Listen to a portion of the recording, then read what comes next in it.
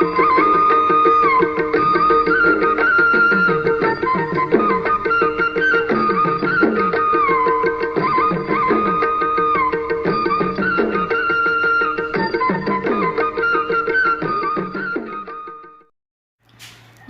ఫిరోజ్ షా.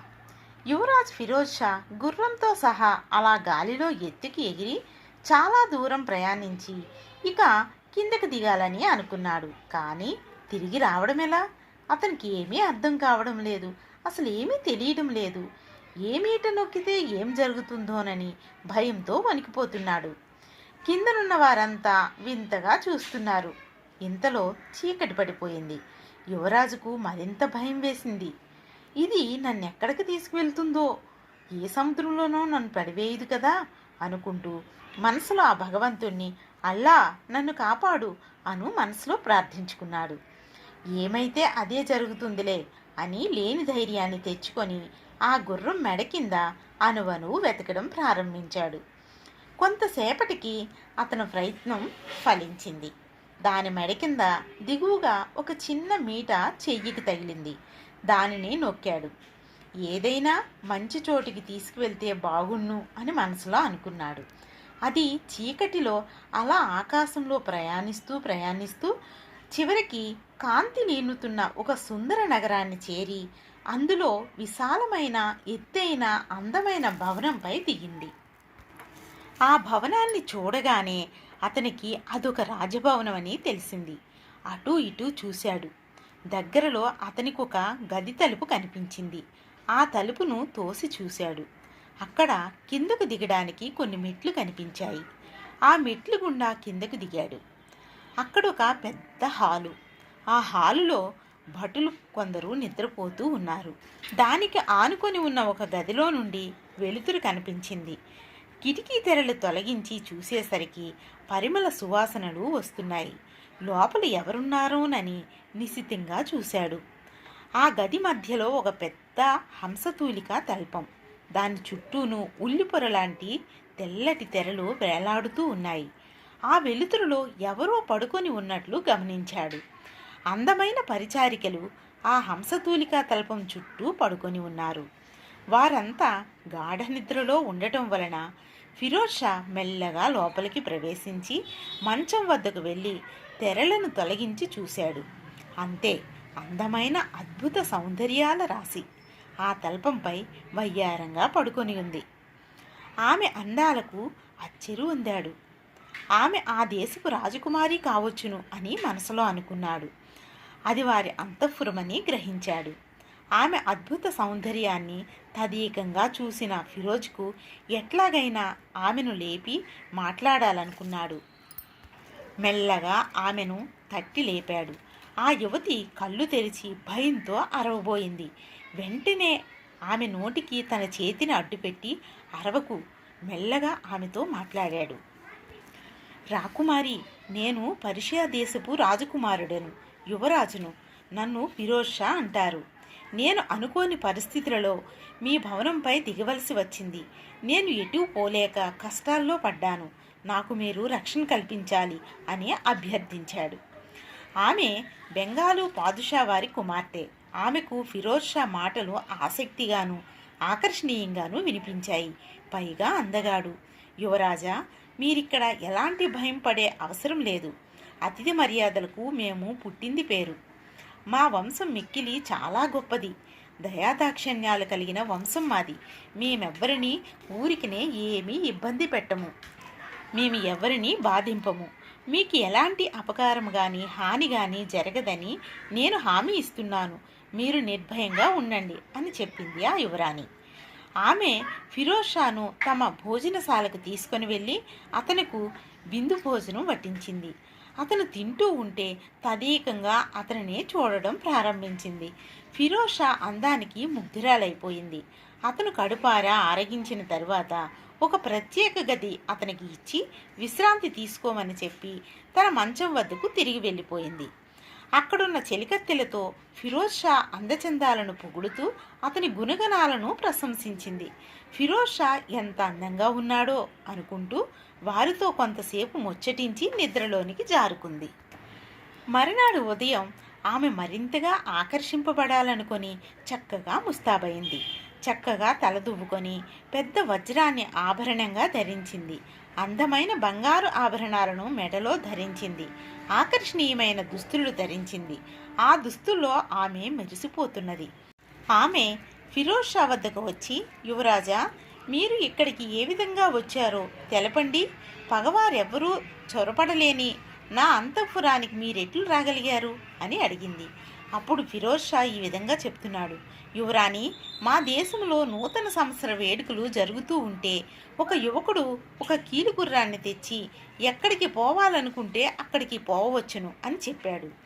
ఆ గుర్రాన్ని చూడగానే నాకు దాని పైకెక్కి గగన విహారం చేయాలని కోరిక పుట్టింది. అయితే దాని సాంకేతిక పరిజ్ఞానాన్ని పూర్తిగా తెలుసుకోకుండానే ఆతృతతో దాని పైకెక్కి ఒక మీటను నొక్కాను. అది వెంటనే గాలిలో పైకెగురుతూ చాలా దూరం తీసుకెళ్ళింది. కానీ నాకే తిరిగి వెళ్ళాలంటే ఏ మీట నొక్కాలో తెలియలేదు. చివరకు ఎలాగో తంటాలు పడి ఒక మీటను నొక్కితే అది నన్ను తీసుకొచ్చి మీ భవనంపై విడిచిపెట్టింది అని విషయమంతా వివరంగా చెప్పాడు ఫిరోజ్ షా. అప్పుడు యువరాణి ఆశ్చర్యపోయింది. మీ కథ చాలా వింతగా ఉందే అని లోపలికి తీసుకొని వెళ్ళి ఫలహారాలను వడ్డించింది. అవి తిన్న ఫిరోజ్ షా, ఆహా, ఎంత మృదుమధురంగా ఉంది ఫలహారం అని అన్నాడు.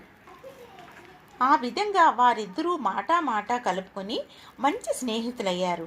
ఒకరిని విడిచి ఒకరు ఉండలేనంత దగ్గరయ్యారు. కొంతకాలం తర్వాత ఫిరోజ్ యువరాణితో, నాకు మా నాన్నగారిని చూడాలని ఉంది, కాబట్టి ఒకసారి నేను చూసి వస్తాను అన్నాడు ఫిరోజ్ షా. అప్పుడే వెళ్ళిపోతావా?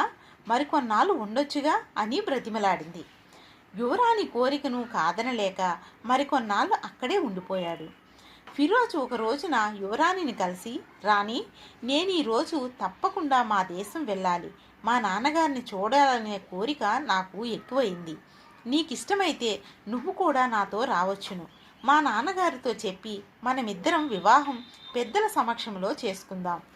యువరాణి సంతోషంగా అంగీకరించింది. ఎందుకంటే ఆమె కూడా ఆకాశంలో ప్రియుడితో కలిసి గుర్రంపై గగన విహారం చేయాలనే ఉబలాటం ఎక్కువైంది. ఇద్దరూ గుర్రంపైకెక్కి గగన విహారం చేస్తూ పర్షియా దేశాన్ని చేరారు. ఫిరోజ్ అక్కడొక అందమైన ఉద్యానవనంలోని విలాస మందిరంలో యువరాణిని దింపి మా నాన్నగారిని కలిసి సంగతులన్నీ వివరించి చెప్పి మళ్ళీ తిరిగి వస్తానని బయలుదేరి వెళ్ళాడు. క్షేమంగా తిరిగి వచ్చిన యువరాజును చూసిన రాజు ఎంతగానో ఆనందించాడు. ఆయన ఆనందానికి అంతే లేకుండా పోయింది. యువరాజు క్షేమంగా తిరిగి వచ్చినందుకు దేశమంతటా ఆనందోత్సవాలను జరపండి, నగరమంతా రంగురంగుల తోరణాలతో అందంగా అలంకరించండి అని ఆజ్ఞాపించాడు. పాదుషా మిక్కిలి ఆనందంగా ఉండటం చూసి, నాన్నగారు, నేను ఒక అమ్మాయిని ప్రేమించాను. ఆమె బెంగాలీ యువరాణి. ఆమెను నాతో తీసుకొని వచ్చి ఉద్యానవనంలో విలాస మందిరంలో ఉంచాను. మా ప్రేమను కాదనకండి అన్నాడు. తనతో పాటు తను ప్రేమించిన అమ్మాయిని కూడా వెంట తీసుకువచ్చాడని తెలుసుకున్న పాదుషా పరమానందము చెంది, ఏది, ఆమె కూడా వచ్చిందా? నిన్ను కాపాడినందుకు ముందుగా పోయి ఆమెకు నా కృతజ్ఞతలు చెప్పాలి అంటూ వెంటనే ఉద్యానవనంలో విలాస మందిరానికి వెళ్ళి ఆమెకు కృతజ్ఞతలు చెప్పి అక్కడే అత్యంత వైభవంగా ఆమెను సత్కరించాడు. ప్రశంసనలతో ముంచెత్తారు. పాదుషా వారు పెండ్లి ఏర్పాట్లో నిమగ్నమయ్యారు. బెంగాలు పాదుషా వారికి విషయం తెలిపి పెండ్లికి తరలిరండి అని ఆహ్వానం పంపించారు. ఇంతలో యువరాజు వచ్చి, గుర్రం యువకుడు మనకెంతో మేలు చేశాడు, అతనిని సత్కరించాలి అన్నాడు పాదుషాతో. తక్షణమే పాదుషా, చెరసాలలో ఉన్న గుర్రం యువకుడిని వెంటనే వదిలిపెట్టండి, అతని వల్ల మాకెంతో మేలే జరిగింది. తక్షణమే అతని కీలుగుర్రంతో సహా వెళ్ళమనండి. అతన్ని విడిచిపెట్టడమే మేము అతనికి ఇచ్చే బహుమానం అని యువకుని ఖైదు నుండి విడిచిపెట్టాడు. చెరసాల నుండి విడుదలైన యువకుడు అవమానంతో కృంగిపోయాడు. ప్రతీకారంతో అతని మనస్సు ఉడికిపోసాగింది. బయటకు వచ్చిన అతనికి సంగతులన్నీ పూర్తిగా తెలిసాయి. దొరికారు, వీళ్ళు అన్యాయంగా నన్నెంత కష్టపెట్టారు, వీళ్లకు తగిన శాస్తి చెయ్యాల్సిందే అనుకుని తక్షణమే తన కీలుగుర్రాన్ని ఎక్కి తిన్నగా బెంగాలు యువరాణి ఉన్న ఉద్యానవనంలో దిగాడు. అక్కడున్న భటులను మంచి చేసుకొని నన్ను పాదుషా వారు పంపించారు. పెండ్లి కుమార్తెను గుర్రంపైకి ఎక్కించుకొని రాజభవనానికి తీసుకురమ్మన్నారు అని చెప్పాడు. భటులు అతని మాటలు నమ్మి సరే అలాగే తీసుకొని వెళ్ళు అని చెప్పారు. అంతే ఆ యువకుడు లోపలికి ప్రవేశించి యువరాణి మిమ్మలను పాదుషా వారు తీసుకురమ్మన్నారు అని చెప్పాడు. ఇద్దరూ గుర్రంపై కూర్చునగానే ఆ యువకుడు కోట మీదుగా యువరాణితో సహా ఎక్కడికో ఎగిరిపోయాడు. యువకుడు బెంగాలు రాజకుమారిని తీసుకొని పోవటం కోటలోనున్న వారంతా, రాజు అతని పరివారంతో సహా అందరూ చూశారు. వారందరూ చూస్తుండగానే ఆ యువకుడు యువరాణితో సహా కనుమరుగయ్యాడు. మంది మార్బలం పెద్ద సైన్యంతో ఉన్న రాజు కూడా కండ్లప్పగించి చూడటమే కానీ ఎవరూ ఏమీ చేయలేకపోయారు. ఆకాశంలో పోతున్న వాడిని వారు ఏం చేయగలరు? యువరాజు అయిన ఫిరోజ్ షా ప్రియురాలుపై బెంగతో కుమిలిపోయాడు. ఆమె లేకుండా బ్రతకలేనని, ఎలాగైనా ఆమెను వెతుకు పట్టుకు వస్తానని చెప్పి పాదుషా వద్ద అనుమతిని తీసుకొని మారువేషంలో ప్రయాణమై దేశయాటనకి వెళ్ళాడు. యువరాణిని బలవంతంగా మాయాగుర్రంపైకి ఎక్కించుకొని ఆ యువకుడు తిన్నగా కాశ్మీర్ సరిహద్దుల్లోని అరణ్య ప్రాంతానికి చేరుకొని ఎవరూ లేరని నిర్ధారించుకొని ఆ ప్రదేశంలో దిగాడు. మాయాగుర్రంపై నుండి యువరాణి దిగగానే రక్షించండి రక్షించండి అంటూ బిగ్గరగా కేకలు పెట్టింది. ఆమె కేకలు అటువైపుగా వేటకై వచ్చిన కాశ్మీర్ సుల్తాన్ చెవిని పడ్డాయి. ఆ నిర్జన అరణ్యంలో రక్షించండి అని అరిచే ఆ అబల ఎవరు అనుకుంటూ ఇటు అటు చూశాడు. ఒక అబలను ఎవరో యువకుడు వెంటబెట్టుకుని వేధిస్తున్నట్లుగా గ్రహించాడు. అంతే, ఒక్కసారిగా తన గుర్రాన్ని అటువైపుకు మళ్లించి ఆ యువకుని బారి నుండి ఆ అబలను రక్షించాడు. ఏమమ్మా, ఎందుకలా అరిచావు అని అడిగాడు. ప్రభు, నేనొక రాజకుమారిని, మాది బెంగాలు. నేనా బెంగాలు పాదుషా వారి కుమార్తెను, యువరాణిని. నాకు వర్షియా దేశపు యువరాజైన ఫిరోజ్ షాతో వివాహం నిశ్చయమైంది. ఇంతలో ఈ దుర్మార్గుడొచ్చి తన మాయాగుర్రంపై నన్ను ఎక్కించుకొని వచ్చి బలాత్కరిస్తున్నాడని చెప్పింది. వెంటనే కాశ్మీర్ సుల్తాన్ ఆ యువకుని బంధించి ఉరితీయండని తన భటులకు ఆజ్ఞాపించాడు. యువరాణి కోటకు తీసుకొని వెళ్ళమని పురమాయించాడు. వేట ముగించుకొని మర్నాడే సుల్తాన్ కూడా బయలుదేరి వెళ్ళాడు. కాశ్మీరు నగరంలోనికి ప్రవేశించినప్పటి నుండి ఆమెకు లేనిపోని సన్మానాలు, సత్కారాలు, ఆదరాభిమానాలు, అత్యంత గౌరవ మర్యాదలు జరుగుతూ ఉన్నాయి. వీటన్నింటినీ చూసి ఆమె విస్తుపోయింది. సేవకులందరూ సర్వోపచారాలు చేయడమేంటి, తనకెందుకింత మర్యాదలు ఉపచారాలు చేస్తున్నారో ఆమెకు అర్థం కావడం లేదు. మర్నాడు ఆమెకు అసలు విషయం తెలిసింది. ఆ సుల్తానే ఆమెను వివాహం చేసుకోబోతున్నాడట. ఆ మరునాడే వివాహమని తెలిసి కృంగిపోయింది. ఈ పెండ్లి ఎలా ఆపు చేయించాలోనని తీవ్రంగా ఆలోచించి చివరకు ఒక నిర్ణయానికి వచ్చింది. ఫిరోజ్ షాను తప్ప మరి ఎవ్వరినీ పెండ్లి చేసుకోను అని నిర్ణయించుకున్న బెంగాలు యువరాణి పిచ్చి పట్టినట్లు నటించడం మొదలుపెట్టింది. తన వద్దకు వచ్చిన వారందరినీ పిచ్చి పిచ్చిగా కొడుతూ అరుస్తూ జుట్టు విరబోసుకొని పిచ్చిదానిలా నృత్యాలు చేయడం మొదలుపెట్టింది. కనబడిన వారందరినీ తిట్టడం, కొట్టడం, అడగడం, ఇలాంటివన్నీ పిచ్చి పనులన్నీ చేస్తూ ఉంది. అంటూ వారిని కరవబోయేది. ఈమె వింత ప్రవర్తనకు అందరూ దిగులు పడిపోతూ ఉన్నారు. కాశ్మీర్ సుల్తాన్ ఆమె ప్రవర్తనను చూసి కృంగిపోయి భూత వైద్యులను, రాజవైద్యులను ఎందరెందరినో పిలిపించి వైద్యం చేయించాడు. కానీ ఆమె పిచ్చి కుదరలేదు. ఇలా ఉండగా మారువేషంలో తిరుగుతూ ఎలాగైనా ప్రియురాల్ని వెతికి తీసుకురావాలన్న కృతనిశ్చయమతో ఉన్న ఫిరోజ్ షా దేశాలు తిరుగుతూ చివరకు కాశ్మీర్ దేశాన్ని కూడా సందర్శించాడు. అక్కడ తన ప్రియురాలు పిచ్చిదానిలా కోటలో ఉన్నదని గ్రహించాడు. వెంటనే ఒక పెద్ద భూతాల రాజు వేషం వేసుకొని సుల్తాన్ దర్శనాన్ని పొంది ఆమె పిచ్చిని పోగొడతానని నమ్మబలికాడు. అనుమతిని కోరాడు. సుల్తాను దానికి అంగీకరించాడు.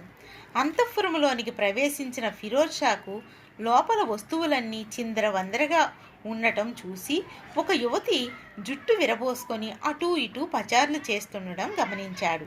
మధ్య మధ్యలో ఆమె ఏవేవో అరుపులు అరుస్తుంది. ఫిరోజ్ షా మారువేషంలో ఉండటం వల్ల లోపలికి రాగానే అతన్ని కొట్టడం ప్రారంభించింది.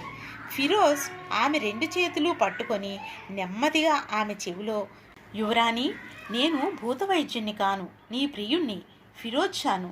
నిన్ను విడిపించుకొని తీసుకువెళ్ళటానికే ఈ వేషం వేశాను. నేను చెప్పినట్లు నటించు అంటూ తన సంచిలో నుండి ఏదో బూడిదని తీసి ఆమెపై చల్లాడు. ఏదో కర్రతో ఆమె నెత్తిపై తాకించాడు. కొన్ని మంత్రాలు చదువుతూ పసుపు నీళ్లను చల్లాడు. అంతే, ఆమె అరవటం మానేసి కింద పడిపోయింది.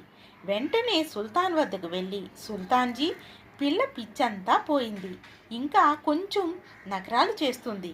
ఆ మాయా గుర్రంపై వచ్చినప్పుడు దాని మంత్రశక్తి ఈమెలోనికి చేరింది. దాన్ని కూడా పోగొట్టాలా? నా వద్ద ఒక అద్భుతమైన భస్మం ఉంది. దానితో ఆ దుష్టశక్తిని పోగొడతాను. నేను చెప్పినట్లు చేయండి అన్నాడు. అతను చెప్పినట్లుగానే మర్నాడు మైదానంలో ఆ మాయా కీలుగుర్రాన్ని మధ్యలో నిలబెట్టించాడు. దాని చుట్టూ కనకనమంటూ బొగ్గులతో మండుతున్న కుండీలను పెట్టించాడు. ఈ వింతను చూడటానికి సుల్తాన్, ఆయన బంధుమిత్ర పరివారము, జనం తండోపతండాలుగా వచ్చారు. అందరూ ఏం జరుగుతుందోనని ఉత్కంఠగా చూడసాగారు. పరిచారకులు పిచ్చి పట్టినట్లు నటిస్తున్న ఆ బెంగాలు యువరాణిని తీసుకొని వచ్చారు. సుల్తాన్ సాబ్, ఆమెను గుర్రంపై ఎక్కించండి అన్నాడు. వారట్లే ఆమెను గుర్రంపై ఎక్కించారు. అతడు ఏవో మంత్రాలు చదువుతున్నట్లుగా నటిస్తూ చుట్టూరా ఉన్న కుండీల్లోని నిప్పులపై భస్మాన్ని చల్లాడు. వెంటనే సువాసనలతో దట్టమైన పొగ వ్యాపించింది. అతడు గుర్రం చుట్టూ తిరుగుతూ ఒక్కసారిగా గుర్రం పైకెక్కి రాణిని పట్టుకొని ఒక మీటను తిప్పాడు. అంతే, వెంటనే గుర్రం గాలిలో ఎగురుకుంటూ పోయింది. దట్టమైన పొగ వ్యాపించటం వల్ల స్పష్టంగా వారిద్దరూ ఎవరికీ కనిపించలేదు. ఆకాశంలోనికి పైకి ఎగిరిన తర్వాత అందరూ చూస్తుండగానే ఆకాశ మార్గాన తన దేశానికి వెళ్ళిపోయాడు.